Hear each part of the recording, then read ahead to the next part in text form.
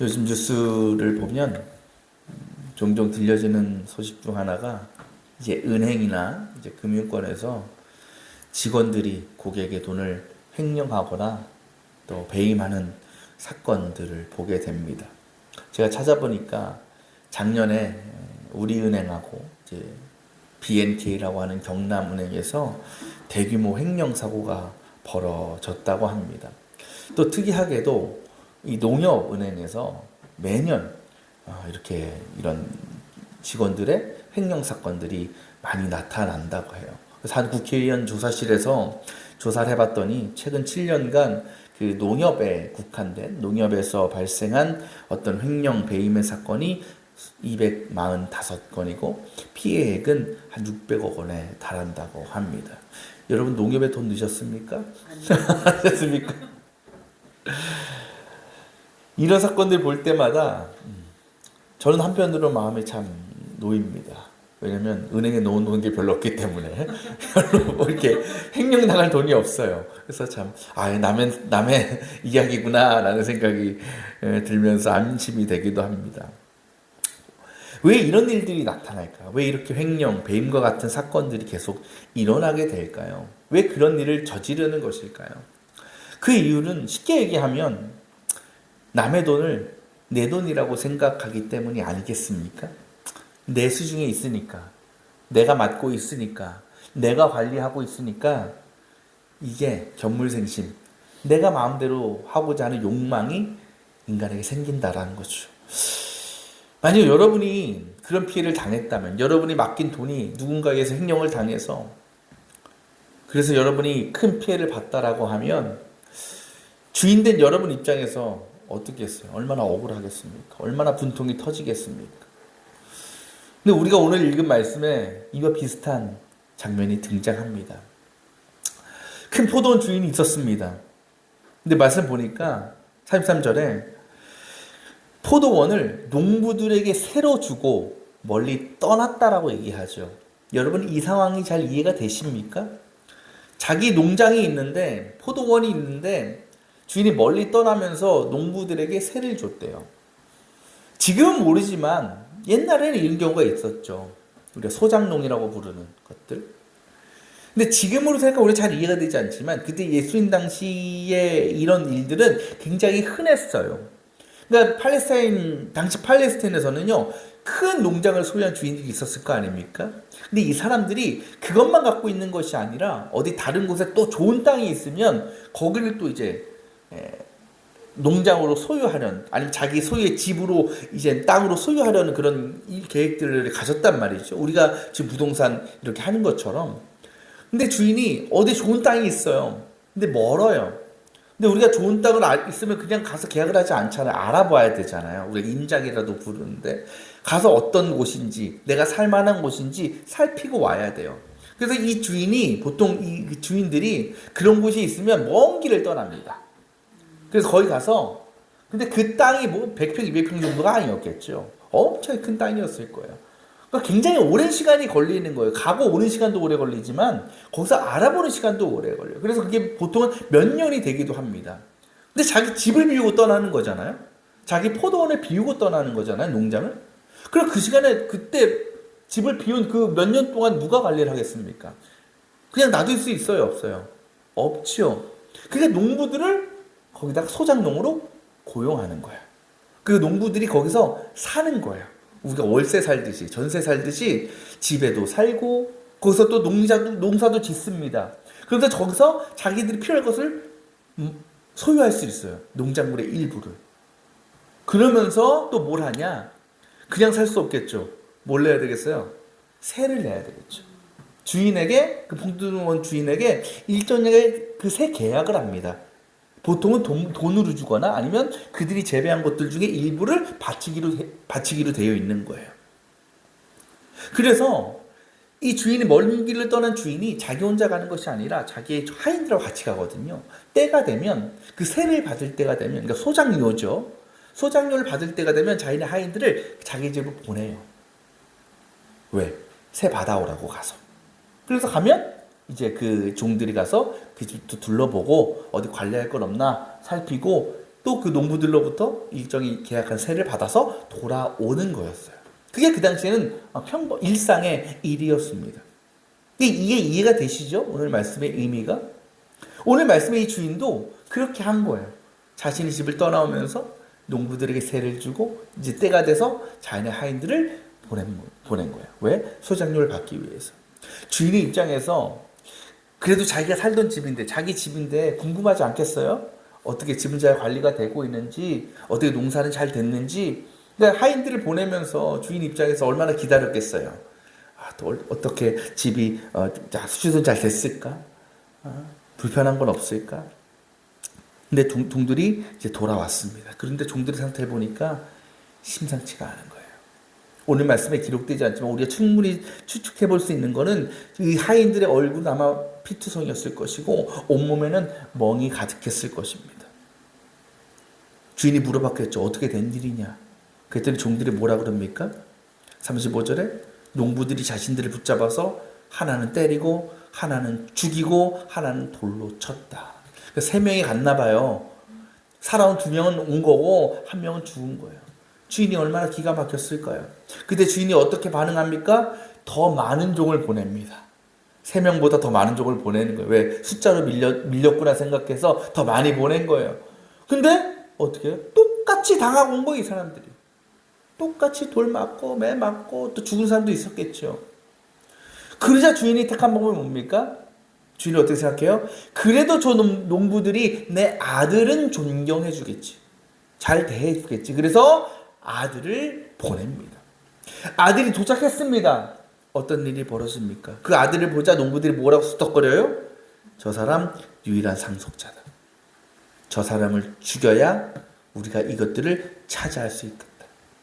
그래서 그 아들을 잡아서 죽이고 내쫓아 버렸습니다. 오늘 본문은 비유의 말씀이죠. 근데 누구를 향한 말씀이냐? 지난주와 마찬가지로 바리새인들을 향한 말씀이에요. 오늘 말씀의 비유에 여러 등장인물이 존재하는데 바리새인들이 누구를 가리킬까요? 바로 농부들을 가리킵니다. 그리고 하나하나 살펴보면 포도의 주인은 누굴까? 하나님이시고 포도원은 누구냐? 이스라엘입니다. 그렇다면 주인이 보낸 하인들은 누구냐? 하나님께서 보내신 예언자들, 선지자들을 말합니다. 우리가 지난주에도 말했지만 당시 유대교 지도자들, 율법학자들, 바리새인들은요 구약성서에 능통한 사람들이었어요.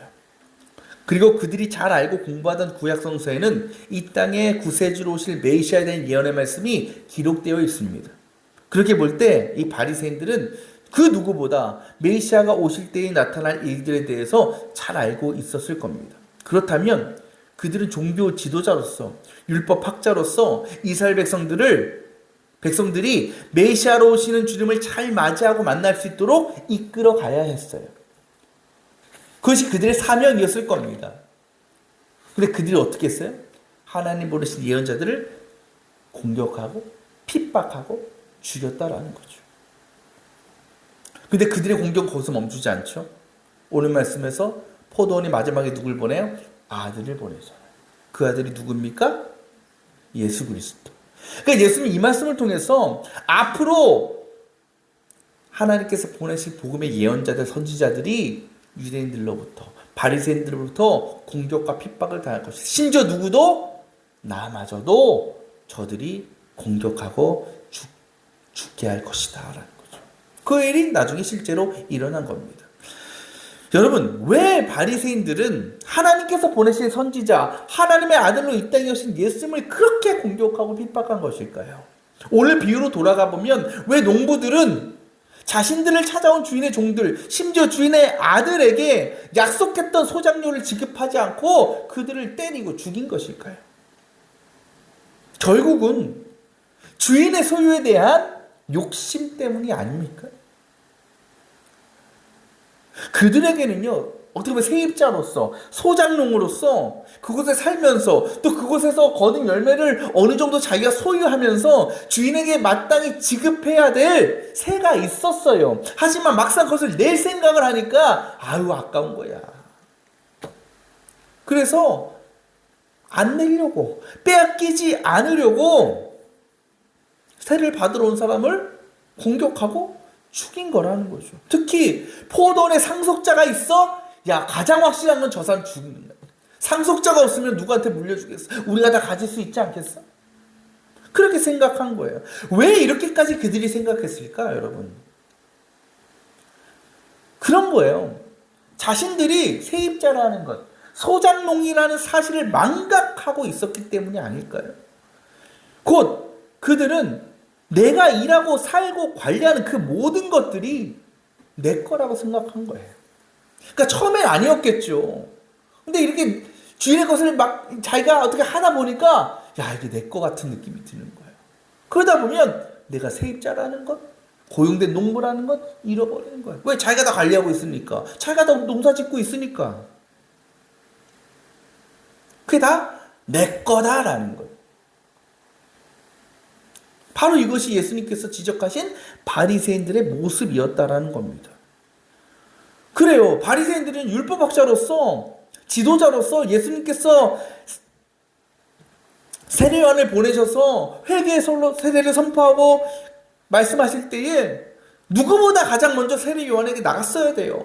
그래서 세례받고 거듭나야 했어요. 그 믿음을 가지고 이스라엘 백성들을 구원의 길로 이끌어가야 됐어요. 그들은. 하지만 그들은 회개하지 않았습니다. 세례요한의 선포를 거부했습니다. 그렇게 예수님마저도 붙잡아서 십자가에 못 박게 했습니다. 왜 그런 겁니까? 그들에게 구원에 있어서 필요한 건 예수님이 아니거든요. 뭐예요? 율법이었어요. 율법. 또 그들에게 뭐 있어요? 자신들은 하나님이 선택하신 민족이다. 선민사상에 사로잡혀 있었어요. 그것이 자신들을 구원하게 하고 그렇게 자신들은 구원이 보장된 존재라고 그들은 믿고 있었다라는 겁니다. 여러분, 바리새인들이 그렇게 살면서 누리는 유익들이 얼마나 많았을까요?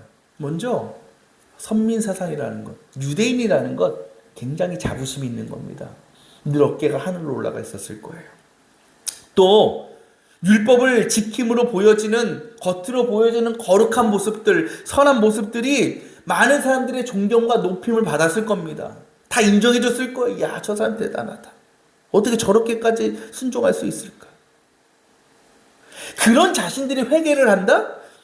예수님을 구주로 영접한다? 이거는요, 자신들이 지금껏 누려왔던 그 세상의 모든 영광과 유익을 포기하는 거나 다름이 없었어요.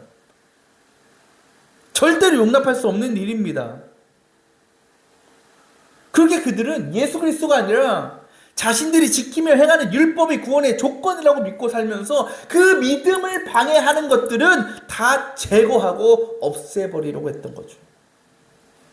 근데 여러분, 이 바리새인들의 모습에서 우리의 모습이 발견되지 않습니까? 창세기 1장에서 하나님께서 천지 창조하시는 모습이 나오잖아요. 하나님께서 천지 창조하실 때 이제 마지막 날 사람을 창조하시고 그들을 축복하시면서 아담과 하와를 축복하시면서 이렇게 명령하셨어요. 바다의 고기와 공중의 새와 땅에서 살아있는 움직이는 모든 생물을 다스려라. 이게 인간에게 주신 첫 사명이었거든요. 다스리라는 것. 그런데 여기서 다스리란 말은 히브리어로 여러 가지 표현인데 라다라는 표현을 썼어요. 근데 이 라다라는 표현은 뭐냐? 우리가 보통 다스리다라고 생각하면 통치하다, 지배하다 뭐 이런 개념을 생각하잖아요. 근데 라다는 그게 아닙니다. 이 라다로서의 다스림은 다스림 받는 자들을 위하여 돌보다라는 의미가 있는 겁니다. 곧 하나님께서 인간에게 맡겨주신 세상을 다스리라는 사명은 개인의 욕심과 유익을 위한 것이 아니라 세상의 유익을 위해서, 또 그로 인한 하나님의 기쁨과 영광을 위해서 행해지는 다스림이어야 한다는 것이지요. 하나님께서는요, 지금 이 시대를 살아가고 있는 저와 여러분에게도 똑같은 사명을 맡겨주셨습니다. 세상을 다스리고 관리하고 돌보라는 일. 그러면서 마치 포도원 주인이 농부들에게 자신의 재산을 맡기고 그로부터 나오는 소산들을 허락한 것처럼 하나님께서는 우리들에게도요, 세상을 살아가는 데 필요한 것들을 베풀어 주셨습니다. 허락해 주셨습니다. 근데 우리의 욕심과 우리의 이기심 때문에 하나님께서 맡겨주신 것들을 잘 돌보지 못하고 다스리지 못할 때가 많아요. 그래서 세상은 점점 악해져 가고 환경은 파괴되어 가고 있는 거죠. 비단 자연의 문제뿐이겠습니까? 우리의 신앙도 마찬가지입니다.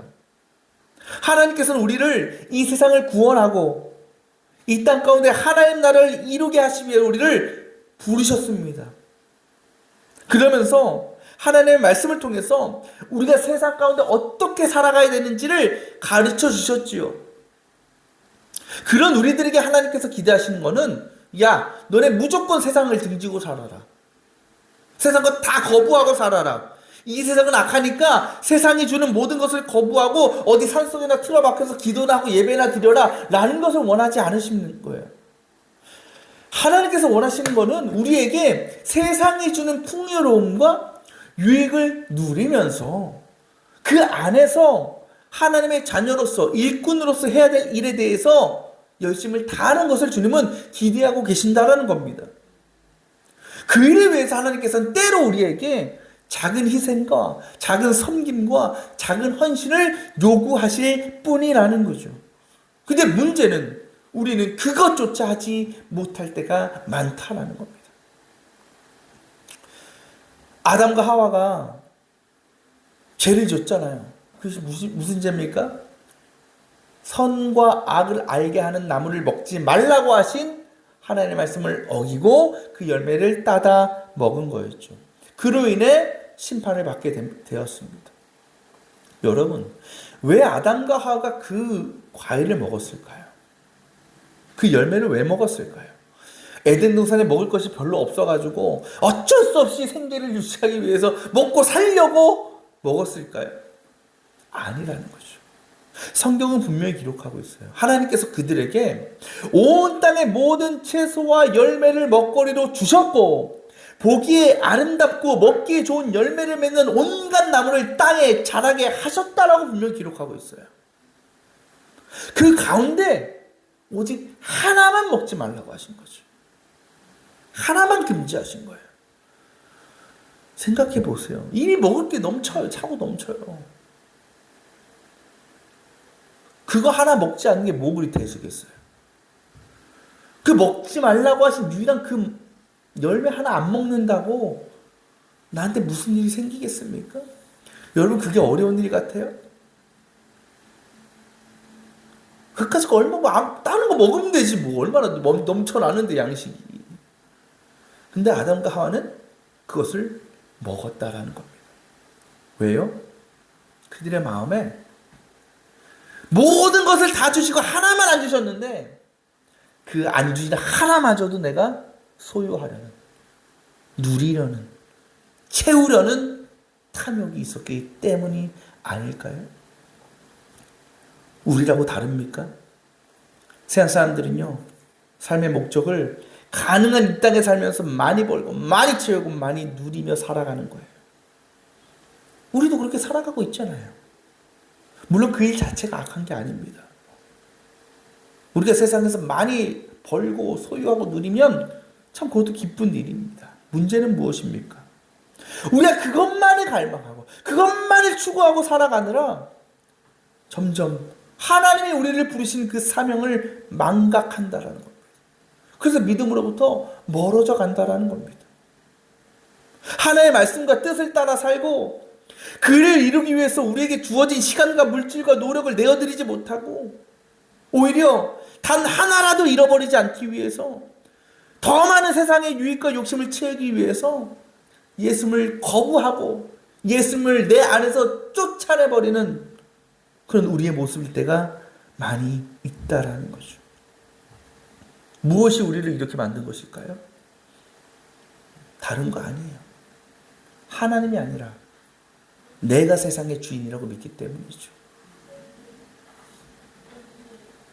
그래서 은혜로 허락하신 것에 대한 감사와 기쁨이 사라지는 겁니다. 더 누리며 소유하지 못한 것에 대한 불평과 불만만 많아지는 겁니다. 그리고 때로 하나님의 일을 위해서 우리의 헌신과 희생을 요구하실 때 그것마저 거부하며 불순종하게 되는 겁니다. 주님은 그렇게 살아가고 있는 이 땅의 수많은 그리스도인들에게 이렇게 경고하십니다. 41절 말씀. 그 악한 자들 가차없이 죽이고 제때에 소출을 바칠 다른 농부들에게 포도원을 맡길 것이다. 우리가 하나님께서 세상의 주인 되심을 깨닫지 못하고 모든 것이 하나님의 은혜임을 믿는 그 믿음을 우리가 회복하지 못한다면, 그래서 여전히 인간적인 욕심과 유익만을 채우기 위해서 예수님을 거부하고 죽이는 삶을 살아간다면, 우리에게 지금은 예비되었는지 모를 그 구원의 자리는 누군가에게 빼앗기게 될 수 있는 것입니다. 여러분 어떻습니까? 여러분은 지금 이 세상, 우리의 소유, 우리의 삶의 주인을 누구라고 믿고 또 고백하며 살아가고 있습니까? 사랑하는 여러분, 내가 아닌 하나님이 세상의 주인이심을, 그리고 저와 여러분은 그 주인 되신 하나님께서 부르신 일꾼들이라는 사실을 절대로 잊지 마시길 바랍니다. 지금 우리가 누리며 살아가고 있는 그 모든 것들이 나의 소유가 아니라 하나님께서 우리에게 맡겨주신 것임을 기억하고 하나님의 기쁨과 영광을 위해서 우리의 삶을 기쁨으로 내어드릴 수 있기를 원합니다. 그 일은 뭐 그리 대단한 거 아니에요, 여러분. 생각해 보세요. 우리가 오늘 나온 예배의 시간, 하나님께 드리는 물질, 교회와 이웃을 향한 섬김과 헌신, 우리가 세상 일에 또 나를 위해 사용되는 시간과 물질과 애씀에 비하면 지극히 작은 것 아닙니까? 하나님께서 우리에게 기대하시는 게 그거예요. 우리가 작은 것을 내어드리지 못하는데 어떻게 큰 일을 감당할 수 있겠냐는 거예요. 지금도 하나님께서는 우리를 때때로 하나님의 일을 이루시기 위해서, 이 땅을 구원하시기 위해서, 교회를 세우시기 위해서 저와 여러분의 작은 헌신과 섬김을 필요로 하십니다. 저와 여러분을 사용하고자 하십니다. 그때 작은 것마저 아까워하면서 그것조차 뺏기지 않으려고 하나님을 피하거나 떠나지 말고 기꺼이 기쁨으로 주님 앞에 헌신하고 섬김의 삶을 살아갈 수 있는 우리 모두가 되기를 원합니다. 그런 저와 여러분을 통해서, 우리 교회를 통해서 하나님의 세상을 변화시키시고 구원해 나가시는 것입니다. 그렇게 이 세상 가운데 우리는 세상의 주인이 아니라 하나님이 보내신 청지기로서, 하나님 나라의 일꾼으로서의 사명을 잘 감당하고 그렇게 풍성한 복음의 열취를 거두며 주님께 영광 돌릴 수 있는 저와 여러분 되시기를 주님의 이름으로 축원합니다.